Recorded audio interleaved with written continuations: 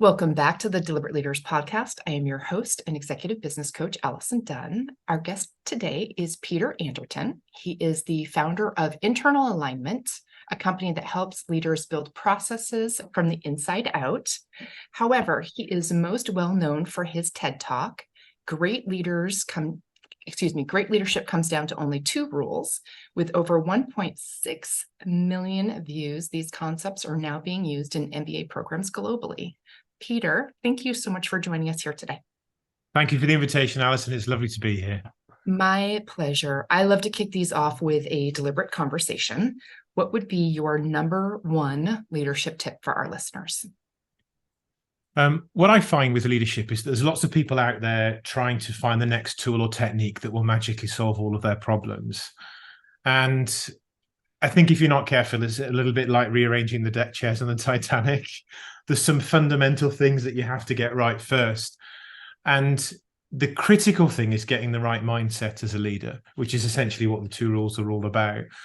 And what I find when I work with leaders, so I do a lot of executive coaching and I'll run leadership development programs as well that will create a shift. And rather than just spouting out models and theories and techniques, what I take people through is a journey where the penny has to drop and they have to recognize that it's not their job to deliver the result. It's their job to deliver the team who deliver the result. And that's, I would say, is right at the core of leadership. If that's the foundation of leadership. And when a leader understands that fundamental principle, that is the best thing that I could give them. It starts there. Until they've reached that point, they're never really going to get things moving. Okay. So taking them through a journey that drops the penny where they're not responsible for the outcome. That mindset shift. Okay, I love that. Well, and I would say it's not that they're not responsible for the outcome. They are responsible for the outcome, but the key deliverable is the team. So they're responsible for delivering the team who are able to deliver the result. And they need to understand that and grasp that at a logical level, but also at an emotional level. And then things will really start to shift for them. Yeah, I am curious because I think that is a definite challenge that leaders have. How do you take someone who actually is a contributor to that and have them balance between them producing, being part of the production? Or do you suggest that if you're in leadership, you're not necessarily the one delivering? Well, the dilemma is it's messy because in the real world we've got multiple hats that we're wearing, and to say, oh, the leader's not involved in delivering is probably a bit Victorian, to be honest. So there's a blend of these things that are going on. The problem, and whether it's a case of you're in a crisis and the chips are down, you've got to get in there in the trenches with the team. But the problem still sits that if you're always there in the trenches with the team, who on earth is working out how to get out of the trenches? And you're doing this, you think you're helping the team, but you're doing them a great disservice. I heard a really interesting phrase the other day. I think it was from Darren Hardy, actually, and he said, solving is not serving. And we can think, we're in there fixing everything, we're making everything all right, we're doing a fantastic job. Actually, in reality, all we're doing is pushing the problem forwards and creating a dilemma because we're not creating the right kind of team. We're creating a team who are dependent upon us, almost like these little baby chicks waiting for the next instruction or wonderful idea to drop from our lips. And we just become the bottleneck for the whole team. Yeah, for sure. Okay. I love that. So your TED Talk, 1.6 million views. Congratulations. Thank you. That's amazing. And so you have two rules every leader should know. Share them with us. Okay. So as I said, the starting point, the foundation for leadership is rule number one. Rule number one says it's not about you. Okay. And we have to recognize, if we just think back to people that we've worked for, I'll tell you a story about a particular individual, and this links back to your earlier question as well. And I would describe him as cursed, okay, but in a very unusual way. We'll call him Steve for now, just to protect the innocent. And he was cursed because he was absolutely brilliant. He was brilliant at everything, and he wasn't conceited about it, but he was genuinely better than his team at everything that they needed to do, which presented him with a real dilemma because in the end, the team were constantly waiting for, extra insights, or whatever project they were working on, he'd have some lovely little garnish, if you like, that he could put on it that would make, and he would constantly make things better. He was improving things. He wasn't trying to squash people. He wasn't trying to railroad people. He just made things better. But the problem that grew from that point is everything came to him. Everybody wanted his input because he could improve things. He could make things better. And it was also a challenge for him because he looked at his team and they were doing things. He's like, well, that's not quite the way I would do it. And that's not quite where I want it to be. Now, it might have been good enough, but he couldn't help himself but get involved just to take it up that level a little bit higher, which of course is great for the clients. I recognize there's a need for that. But in time, it becomes a problem for the clients, just as it becomes a problem for the team, just as it became a problem for Steve, because he's the bottleneck. And he's working longer and longer hours. He's falling out of love with the thing that he once adored doing. His team, their growth is stunted, and they're not growing to fulfill their potential because actually they're relying so heavily upon him. And then it starts to filter through then into the work for the clients, because there was a time when his business was growing and he's no longer able to sustain that growth because he's become the bottleneck. And like I said, he's effectively being cursed by brilliance. And what we need to get our heads around is that it's not about us. It's about us enabling a team of people around us.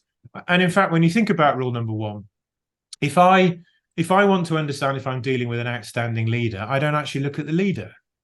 I look at the team. Yeah. And that tells me what I need to know. Now, the great thing about Steve is that finally he got the message. And by the way, it's probably worth me clarifying from my own experience, I've got this monumentally wrong over the years. I'd love to be, you can end up with, here's this. The fact that you're admitting that, by the way. Oh, you know what I mean? Oh, yeah. No, big time. I mean, it's, so, I was having a conversation with somebody the other day about, an Olympian that was keynote speaking, and what they achieve is fantastic stuff. There's no doubt about it. And they were even asking me the question to say, well, okay, why would I go for a coach like you as opposed to a coach for somebody like an Olympian who's done amazing things? And I said, it's a very good question. My take on leadership, I've learned through getting it wrong. I don't put myself up here as the person who's nailed it all, and I've brought about world peace, and I've solved everybody's executive problems everywhere around the whole world, and I walk down the street and the birds fly out of the air and land on my shoulders and all that kind of stuff. Mm-hmm. I'm just a normal bloke. And I would take my view on leadership is lessons on leadership from the bloke next door. And I've learned from this, from reflecting on so many failures in the past. There was a time when I can remember a particular time in my career. When my career spans back into production, and there was a time when I was the man responsible. I used to work in a biscuit factory as a production manager many years ago. And you can imagine we've got tons of biscuits that we're creating at a phenomenal rate. And the food industry, I don't know if it's the same in the States, it's very ruthless. You're only as good as your last shift. If anything goes wrong, the first question is, who have you disciplined? That's generally how it works. And I was in this scenario, and I was desperately trying to fix everything because I'd been brought into the factory as this young hotshot who was going to show people how things were done. So the pressure was on. We see this, don't we, with new leaders come in. I've got to make my mark. And the pressure that puts on them and on their team actually takes them well away from rule number one. So they're starting from completely the wrong setting. So I was trying to fix it, and I was absolutely everywhere trying to solve this problem over here, this problem over there, everything. And I literally nearly completely cracked up. And I would describe, so the two people before me left with nervous breakdowns, and wow. I was young enough and arrogant enough to think that I would be fine. And there I am. I describe myself as a very positive, resilient person, and there I was looking over the edge, thinking, "How did I get here?" I literally had no idea. And the hardest thing I've ever done is say to them, "I can't do this job, and can you give me another role?" And I was quite encouraged because I was replaced by two people, and this slowed the whole production line down because I'm an engineer by training. I'd done all the calculations, so it was an impossible task. But the problem was, all the way through that period, I thought I could solve it. And I thought it was down to me to solve it. And the great thing about rule number one is it does two things. First of all, it opens up all sorts of possibilities for your team and creates a whole new world of possibility for them. But it takes a massive amount of pressure off you, because suddenly you don't need to be the one with all of the answers. And the really enlightened leaders recognize we live in a world that's too complex for any one person to have all of the answers, and they'll draw it together from a range of different sources. And that's what rule number one is fundamentally all about. And we can look back on our own experience. If you think of people that you've worked for in the past, there isn't time for us to perhaps go through this as an exercise now, if you like. But if you mentally list down the worst people you've ever worked for, all the kind of stuff that they did in one column, okay, and how you felt when they did what they did. Okay? And then in the other column, you list all the people there, the people that you loved to work for, the stuff that they did and how you felt working for them. When you start to piece it all together, I guarantee if anybody, after listening to this, sits down and writes that list, I challenge you to look at the column, the worst manager ever column, okay, and the stuff that you're looking there. And if I ask you the question, where is the focus of their attention? Is it on you and the team, or is it on themselves? 100% on themselves. It's all about them, okay? And you look at the best, doesn't matter how busy they are, they've got time for you, they'll support you, they make stuff happen, they clear the roadblocks out of the way, they help you become the best it can be. They're fundamentally focused on you rather than on themselves. So they're taking a much more selfless approach to the situation because they've got rule number one. Now, rule number one is only half the equation, but they've got rule number one. And like I said, I've got this monumentally wrong over the past. I'd love to say I was born knowing this stuff. It's not true. Who is? But right. we work our way through it. And, in our teenage years, we are the center of the known universe, aren't we? So, yes, we're the absolute manifestation of the opposite of rule number one. But, as you come out of your teenage years, I think a mark of growing into adulthood is when you realize you're not the center of the universe anymore. But for some people, they struggle to let go of that, and they feel like they need to be out there making that impression, and it needs to be about them. And they and their team and their organization, their business lose so much in the process. Okay, so rule number one, it is not about you. That's the one. What is rule number two? So with rule number two, and this is again, a realization that we'll stick with Steve, but actually we'll stick with me as well as we carried on through the story. So Steve and Peter. Okay, Steve and Peter. So this is our combined journey. So obviously I went through the process first, and I took a lot longer than Steve did. The good news is Steve had help. So, and he was able to learn from others' experiences. So I was able to guide him through this. But I can remember, let's go back to the biscuit factory. Like I said, I've done a number of roles since then, but let's go back to the biscuit factory. Surrounded by, I think my worst ever shift saw 10 tons of biscuits on the floor. That's a lot of biscuit. Okay. And it's all pig food at that stage. And I just want to make sure biscuits or cookies, right? Okay, you would describe, I think biscuits, cookies. So cookies would be your or cake. So we would call them in the UK. They were chocolate hobnobs. So they're like an oatmeal cookie with a chocolate surface on the top. Okay, thanks for clarifying. You're calling them biscuits. I know my listeners will be like, biscuits, huh? Good question. So what's a biscuit in the US then? I need to know now. I would say a biscuit is more of a like something you'd eat with soup. Or okay, definitely cookies. Sweet. Yeah. Okay. We're on cookies. Far more interesting. So, and whilst all this was going on, I can remember I was frustrated about my team. I mean, there'll be a lot of leaders listening to this podcast that their team aren't where they want them to be. They're frustrated with it. They want them to be, they need their team to go further and faster, which is essentially what I do. That's the essence of what I offer. And they're frustrated about the team. They're frustrated. And I was looking at my team thinking, oh, what's going on? You need to change.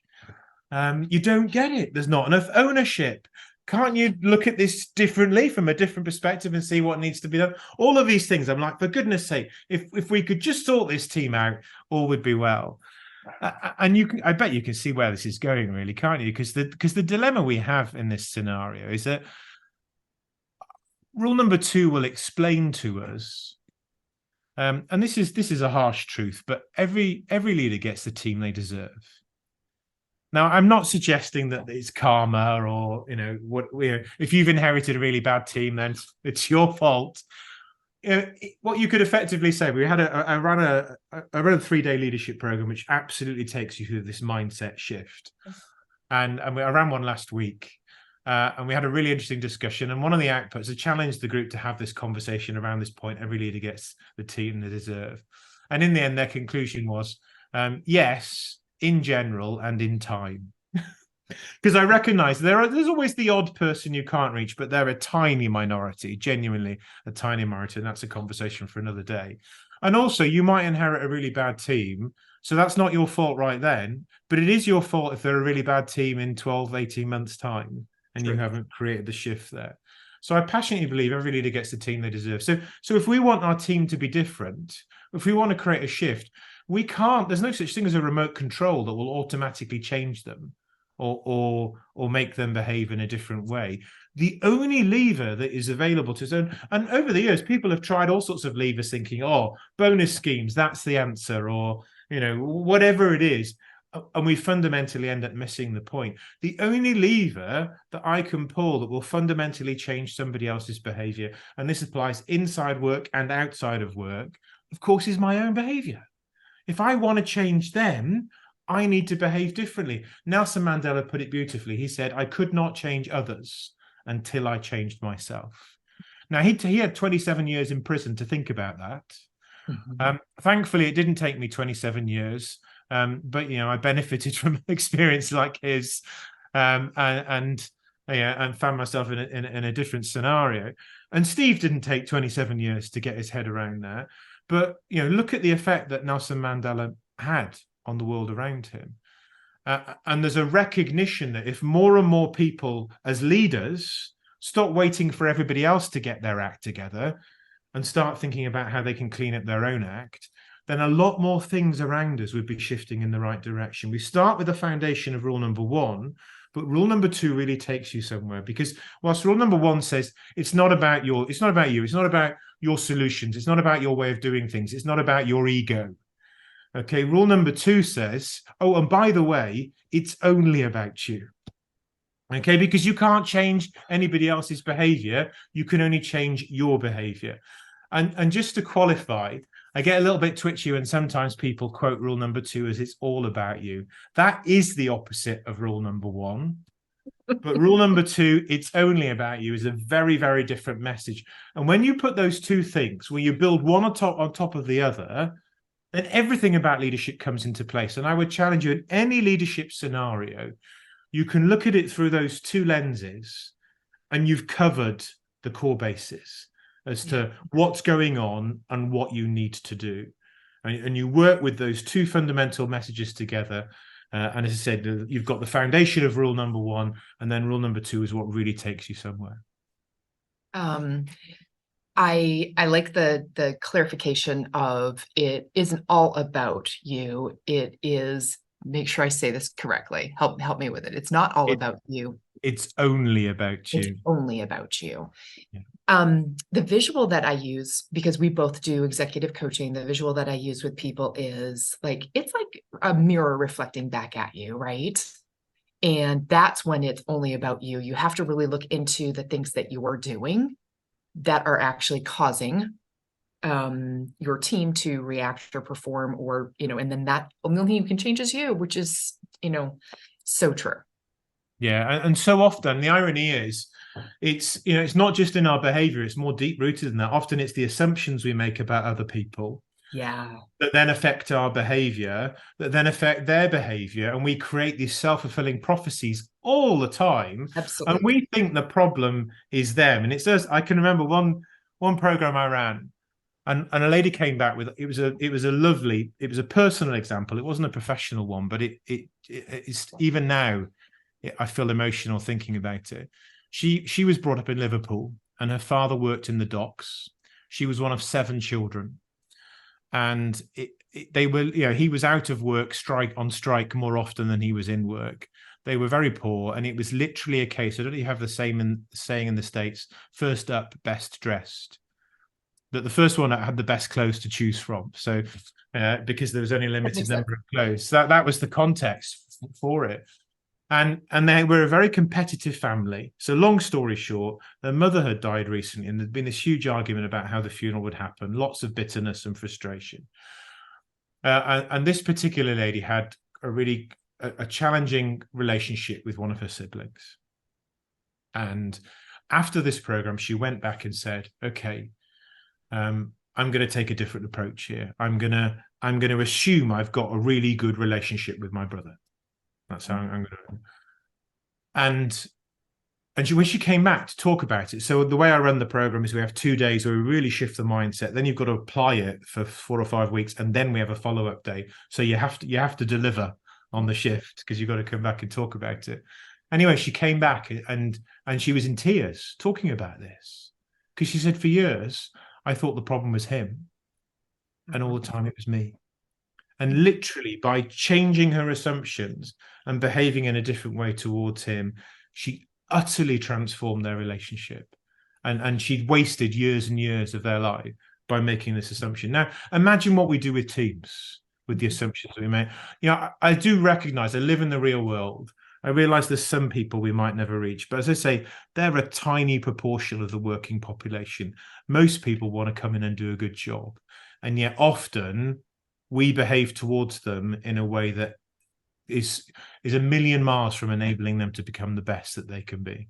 And that's why we have to look in the mirror. We need to clean up our act first to enable them to be successful.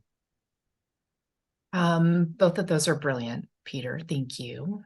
Which one, is there one that's more important than the other one? What a brilliant question. I think there's a sequence. I think rule number 1 lays the foundation. I think you have to get that one first. Okay. And then rule number 2 is how you then build on that. So I think they're kind of, they work together beautifully. I don't think you can work with one without the other. So rule number 1, effectively, a lot of people talk about servant leadership, and this is a really powerful principle, that leadership is not an act of dominion, it's an act of service. But I would argue it's only half the equation. And I think rule number 2 is what provides the next stage, is what really takes it somewhere. So I'd struggle to say which is more important, but you do need to get rule number 1 first. Thank you. Internal alignment, that is the company, that's what you do. That is what you have founded. I'm curious if you have some principles around high-performing teams, where you're helping them from the inside out. Like, what does that even look like? And actually, let's stop there. I tend to ask more than one question. I will not do that to you today. So the reason it's called internal alignment is whether I'm working as an executive coach or whether I'm working with a senior leadership team, most of the time we just need to get out of our own way. So as an individual looking to achieve goals, there's an MD I'm working with at the moment, and he's recognized that he's realized that the biggest constraint is him, and the shift that he needs to make and the work that he needs to do. And part of what we're doing there is, yes, there's a practical plan that we create through clarity, and really building clarity on where it is he wants to be and what needs to be done in order to make that shift. But the second part of this is also recognizing what's going on between our ears and how we're getting in our own way. And he's tripping himself up in multiple ways. So I'll work with my clients on 2 levels. I'll work on a very practical driving progress and results level, and I'll work on a how can you drive without having your foot on the brakes level. And we deal with that. So that's at an individual level. There's elements of that clarity, and if you like, removing the interference that we create ourselves. At a team level, the analogy I'd probably give, I know, for example, there's more and more electric cars out there, but for anybody that's either had or still has a petrol car, only 20% of the fuel you put in your car moves it forwards. The rest is wasted. Okay. Oh, sorry, it's gas over in the States, isn't it? Okay. So 20% of the gas. That's an okay word. We're okay. And the rest is wasted in friction, in hysteresis, in exhaust. But that's in something that's really carefully designed and engineered. So when you come to a team of people who don't fit carefully designed tolerances, just imagine how much energy is being wasted. And what I do is I create a shift in the level of alignment. And there's a process that I'll run through that starts from, interestingly enough, not just working out where they want to be, but actually getting them on the same page as to where they are now. It's like a sat nav. You can punch in a destination, but if it can't pick up a signal as to where you are, it doesn't do anything for you. So we spend a lot of time getting them on the same page as to where they are now, and that's what creates the biggest shift in alignment. Then we create the plan, and then I'll take them through a process to deliver a particular goal that they've set, whatever it might be, and we really build a drumbeat of alignment around the focus that they have. So there's a team that I work with. For one example, they were struggling to grow, and they were a good team that wanted to become a great team. Typically, dysfunctional teams won't get in touch with me because they're not willing to admit that they're dysfunctional. Typically, it's a good team that thinks, well, what would it be like if we'd be even better? And they realized they could create a shift. They were struggling to grow, and they'd set themselves a really stretching 3-year growth target, but they weren't sure how they were going to meet it. And through the shift that we made in alignment and the work that we did together, they achieved that 3-year stretch target in less than 12 months. That's the kind of thing that you can achieve by creating that level of alignment. And I guess there's probably a third strand I'd add in, which is around, if you look in any organization, the leaders are the conduit for the flow of energy through the organization. In terms of the right energy flowing through the organization, or constraining the energy that's flowing through the organization. And again, what I do with my clients is I help leaders fundamentally grasp these two rules, what it means, and how to then apply it for business growth and to create the culture that they want in the organization, so that energy flows in the right direction. Alignment, I think, is a term that we use a lot, and I think you've done a great job. I just want to, I guess, reinforce the point of you can only create alignment if you can actually identify where you're currently at, and that's often where the misalignment has been created. Because you can have a goal, and everyone can be like, "That's what we want to get to," but if you don't start with where you are and get clear on that and get in the same boat together, then it's really hard to get momentum and make the change when it's just you're not even on the same page or in point A together. It's absolutely huge. And I've come across so many teams that we've got a really clear goal. It's really compelling. We all want it. And yet the spinning wheels, they're like, why aren't we making any progress? And they've never got an alignment on where they are now. And it's, done well. It's such a powerful step. Yeah.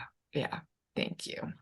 What would be, I guess I'm assuming that maybe the work from home, workplace balance environment is similar to the US and the UK. Is that fair to say? Yes, okay. That's right. Yeah. Peter, what would be maybe your number 1 or 2 strategies that you would suggest leaders can use right now to improve their relationships with their teams, since it has become so not in office anymore? Yeah. Okay. So I guess the first thing I would pick up on here is that this, and let's look at this from rule number 1's perspective. There's a lot of leaders are saying, I want to get them all back into the office. I want to see where they are. I want to be able to touch them, get a sense of everything that's going on. What we need to recognize is it's not about us, but actually every team member needs to get, it's not about me. And that's an important principle here, because it goes beyond the leader here. We can be thinking, I don't need to come into the office at all. I'd much rather work from home. None of that nonsense. What we have to recognize is any team has got a mix of people. So during lockdown, there were some people that loved it and the people that hated it. There's people that love working from home all the time, and there's people that would hate to work from home all the time. And of course, most of us are a blend of the two as we look at how all of that comes together. And there's too many people out there thinking, here's what I want to do for my benefit and my preference. Mhm. And we need to start looking at the whole team and recognize, do you know what? I've got some people in my team that really benefit from being around others, including me as part of that team. So I need to think about, yes, okay, I might want to spend more time working from home than I do from being in the office, but I need to look at my whole team and recognize, what does the team require to function, and be more even-handed in the way that we're looking at and less selfish. So that's the first thing I would say. So that applies to the leader, but really that principle applies to the whole team. The second thing that I would be saying is to listen more. And take time to have that contact and proper conversations. And there's people say, oh, you can't do it online. I don't think that's true. I think we're having a great conversation. I think we are, absolutely. And I feel like we formed a real connection from the conversation we've had. And this is the first time we've met. So correct. By having, absolutely, it's the classic Dale Carnegie, isn't it? You can make more friends by being interested in other people than you can in a few days, and you can in several months of trying to get them interested in you. So I would say one of the biggest things that we can be doing is listening. And when people say, oh yeah, well, I can't pick up all the signals, it's difficult to tell. I'm a big fan of simplifying things. I've simplified leadership down to 2 fundamental rules. I realized, we can build on that. Obviously, I don't spend 3 days talking about 2 fundamental rules. But at the same time, in terms of recognizing and connecting with what's going on with other people, 80% of emotional intelligence is listening. And if you really listen to what somebody's trying to tell you, of course, by the way, listening is just the manifestation of rule number 1. Because when somebody else is speaking, let's face it, the score. What are we usually doing? Instead of listening, we're thinking about. Absolutely. So a friend of mine calls that listening to reload, rather than listening to respond.